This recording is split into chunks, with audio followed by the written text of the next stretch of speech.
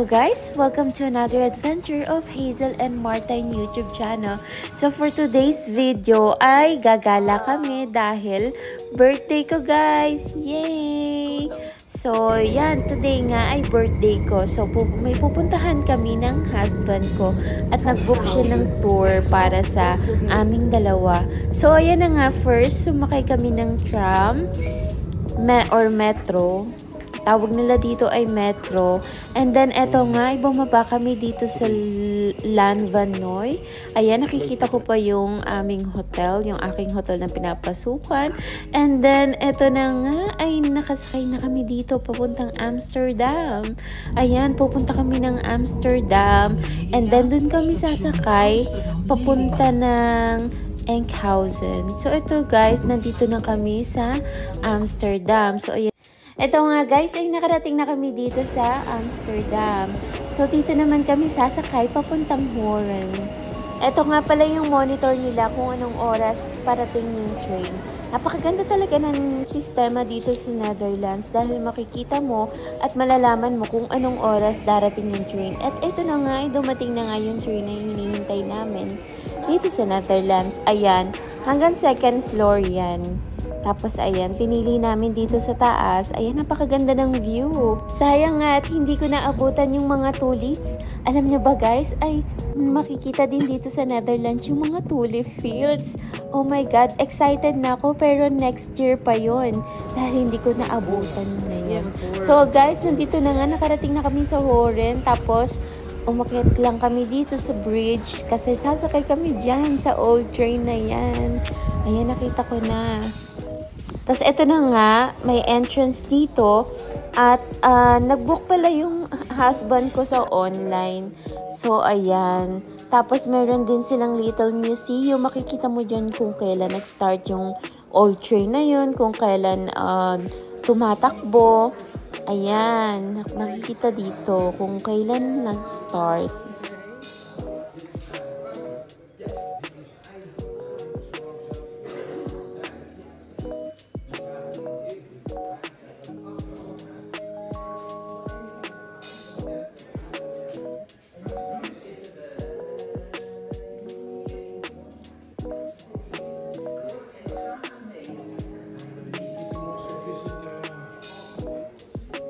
Ito na nga guys yung train na sasakyan namin. So dito na mag-i-start yung tour namin.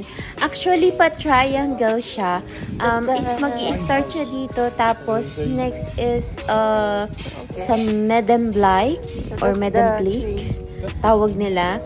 And then next last part is the museum. Ayan, may museum din dito. Ayan, nagpa-picture nga ako doon. And then, ayan na nga, ay mag-i-start na dito yung aming tour.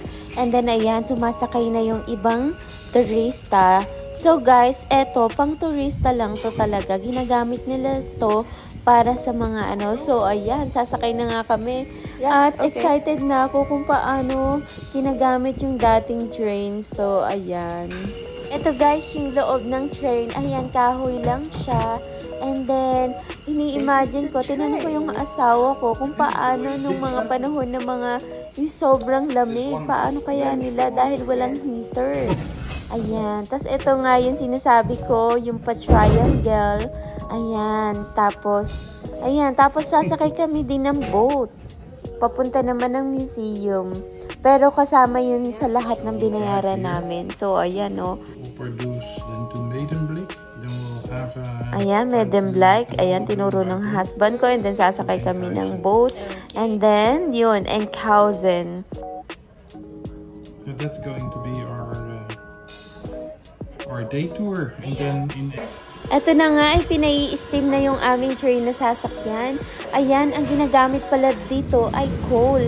At ayan na nga, ay lumalakad na yung train na to. Ang cool lang. Tapos, yung mga nakakakita, pinipicturean nila dahil nga, ayan, nakaka-amaze lang. Tapos, ayan yung mga house dito sa Horen. So, ayan, nag-start na nga na lumakad. Alam nyo ba guys, nandito ako sa gilid na to. Yung usok, ayan, yung usok, tapos, napupunta sa akin yung mga abo. May mga abo na napupunta sa akin dahil nga ang ginagamit dito ay coal or uling. Ayan na nga, oh, binibidyo ko yung pag-steam ng train. Ayan, ang cool lang. Ayan, so nagpapatakbo dito guys ay uling. Yun nga lang ay kada 10 minutes ata ay hinihinto para mag-steam ng or maglabas ng usok. Pero ang cool, kahit ano, alam niyo ba 1 hour yung pagpunta namin doon dahil nga ay nakasakay kami sa old train.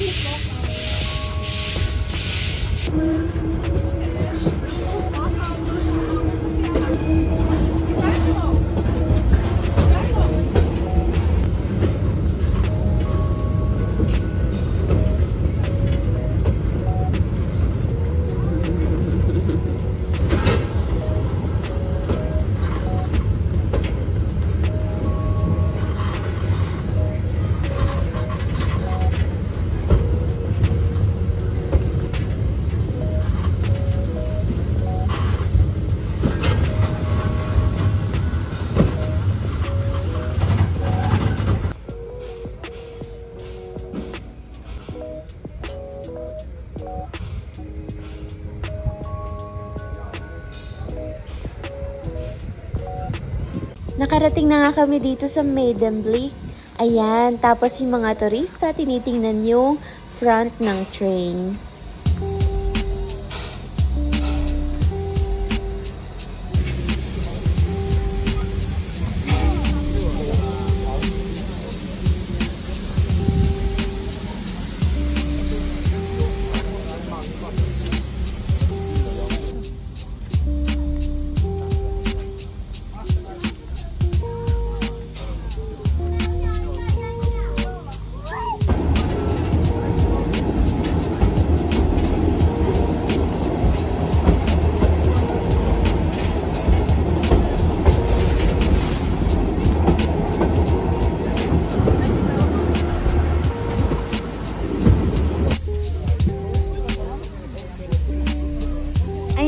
Guys, nakarating na kami dito sa Maiden Lake at dito kami sasakay ng boat papunta ng Enkhuizen or ng Zuiderzee Museum.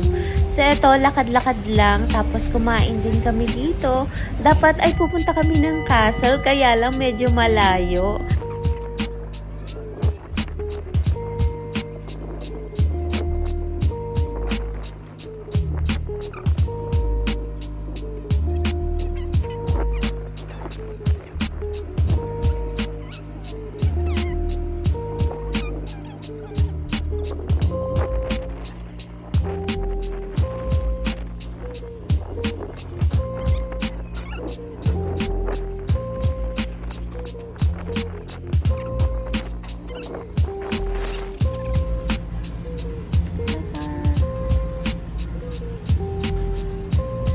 It's my collection. You too, Scratcher.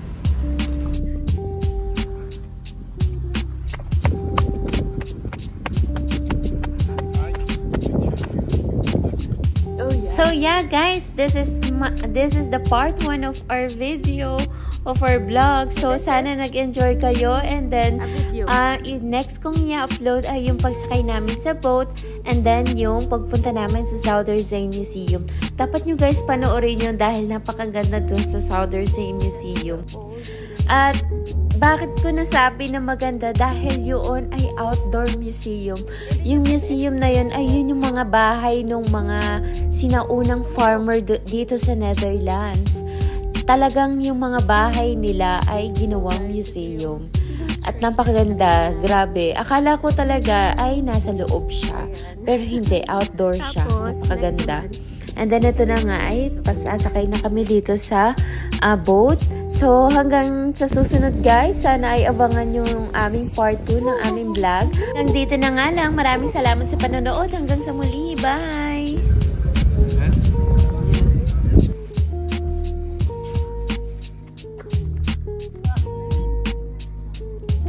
Come on, babe.